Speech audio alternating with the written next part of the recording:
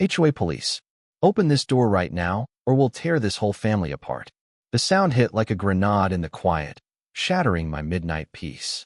The next I was blinded by flashlights and 4 guys in matching HOA uniforms screaming about neighborhood violations. I could hear Karen's voice even over the chaos. She thought she'd finally caught some desperate single dad breaking the HOA rules, but she had no idea she'd just made the worst mistake of her life.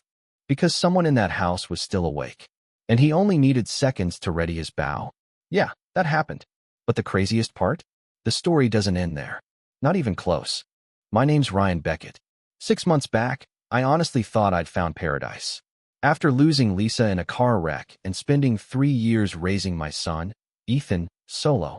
A backyard where Ethan could shoot arrows without annoying the neighbors, and what I thought was a chill HOA to keep the peace. Guess what?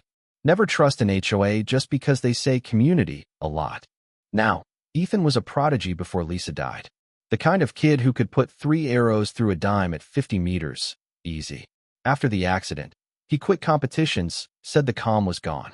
Dead asleep when the pounding started. Not polite knocking, but your house is on fire hammering. I stumble out, check the clock, 2:13 a.m. Who does this? My brain's running a million miles an hour. Emergency, wrong address, drunk college kids, or HOA security, we have reports of violations, immediate inspection. The guy leading them, Jake Morrison, looked like a cop wannabe who'd found his life's calling after getting bounced out of every real police force. They barreled into my living room, splitting up like they'd rehearsed a drug raid, not a neighborhood complaint. Here's what made my skin crawl. They moved like they'd been in my house before. Morrison straight for the back door where Ethan practiced, another guy to the hallway that led to Ethan's room. No hesitation. And that's when I saw the folder, full of surveillance photos of Ethan. Candid shots, close-ups of equipment, even snapshots of old medals. Where'd you get these? I asked, keeping my voice cool while my heart thudded. Community safety protocols, he smirked. Like that explained how he knew Ethan shot from 4 to 6 every day, or preferred carbon fiber arrows. This wasn't nosy neighbor stuff. This was straight-up stalking. They start talking about the boy with weapons, like he's some danger to society, not a grieving teen. That's when I heard the creak upstairs. Morrison and his goons freeze. Sir, we need to inspect all areas, including the miner's room. I was about to tell him to check the hay bales in daylight like a normal person when Ethan appeared at the top of the stairs. Pajama pants, t-shirt, compound bow in hand, arrow knocked, not drawn, just ready. He didn't speak, didn't move, just stood there calm, steady, with this look in his eyes that made even Morrison take a step back. I swear, it wasn't fear or bravado. It was something colder, someone who knows exactly what they can do, someone who's moved past grief into clarity. Son, put that weapon down, Morrison barked. But Ethan didn't blink. He didn't have to. That's when my phone rang. Margot Hill, the HOA president. Her voice cut through the speaker, shrill and furious. Morrison, don't let that little psycho get away. I want both of them taken to the station tonight. For a moment, even Morrison looked rattled, like he was realizing this might not be as official as he'd hoped. But the look on Ethan's face when he heard her? Not fear, not even anger, just recognition. Like, oh, it's you. The one who made all this possible. It rattled Morrison enough that, after a long silent stare down, he and his crew left, muttering about pending investigation. By the time the sun rose, I still hadn't slept. I made coffee and walked 3 doors down to Sally Winters, our 75-year-old neighbor and the original HOA secretary. If anyone knew what was really happening, it was her. Sally welcomed me in, poured me the world's strongest coffee, and said, "Honey, you picked a hell of a time to move here." She told me how Margot Hill showed up after Walter Pine, the beloved old HOA president, died suddenly, heart attack out of nowhere, and within weeks, Margot had reorganized everything, handpicked a board, and started running community improvement initiatives. Except Sally had seen the files. Margot had thick folders on every family, but mine was 3 inches thick, or anyone she could control. The more I read, the colder I felt. This wasn't about some archery violation. This was a vendetta. That afternoon, I finally asked Ethan about Margot's voice. He went quiet, then said, "Her name used to be Margaret Hillman. She was my coach 3 years ago. Turns out, she'd been pushing him to shoot faster, harder, skipping breaks, driving him past exhaustion until the day he collapsed and Lisa raced to the hospital and never came back. After Mom died, Ethan said, I overheard her saying families like ours were the problem, that kids with skills needed discipline, not sympathy. And she'd promised to ruin his life if she ever saw him with a bow again. That's when it all clicked. Margot had tracked us down, waited until we moved, then built a power base to finish what she'd started. Why here, though? Was this just revenge, or was there something bigger? 2 days later, the harassment started in earnest.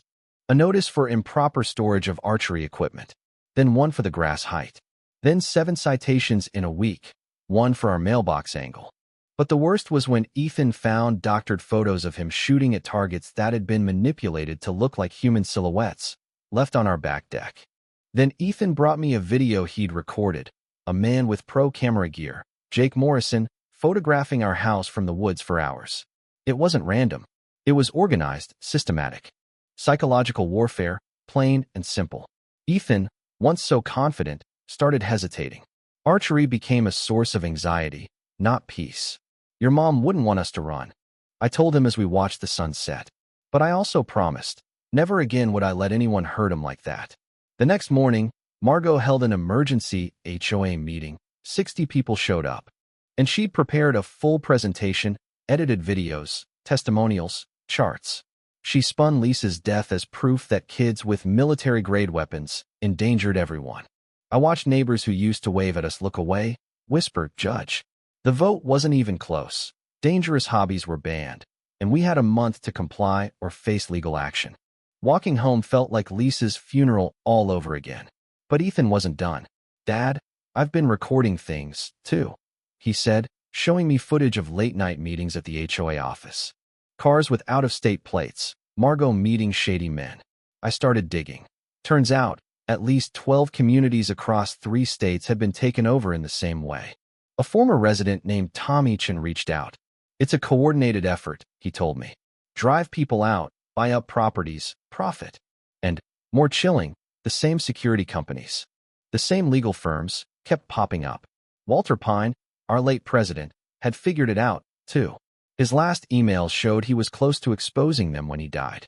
We started organizing. A journalist, Maria Santos, agreed to go public.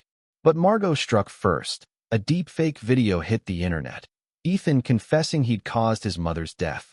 In 6 hours, 3 million views, death threats. Mobs at our door. But Tommy traced the source. Same servers, same shell companies, even draft smear videos for other families. We decided, time for a counterattack. As the fake video reached its peak, we launched our evidence, live, to millions online, just as Margot's fake FBI raided our home. But Ethan, anticipating sabotage, streamed everything, exposed the imposters. And as the real FBI arrived, led by Agent Mitchell, Walter's old contact, the game flipped. Margot and her crew were arrested on live stream, federal charges ranging from wire fraud to murder. Yet as she was led away, she smiled, like someone who still held a secret. 3 months later, FBI forensics proved Walter Pine had been poisoned, slowly, over months, by Margot, using an undetectable drug. She'd done the same across multiple states. The network was busted. Our community rebuilt itself. Sally Winters, the new HOA president, rewrote the bylaws for real transparency. Ethan, finally free, made the Olympic team, dedicating his return to Lisa and Walter. And me? Every night at 2:13, I still check on Ethan. Drop a comment about your own battle with injustice, or how you found the courage to fight back. Because sometimes, all it takes is one person, armed with the truth, a little patience, and a whole lot of guts, to change everything. If you felt this in your bones, let's build a stronger, smarter community. Hit like, leave your thoughts, and share your story. Because in the end, you don't need an army to bring down a tyrant. You just need the right moment, the right evidence, and the guts to stand your ground.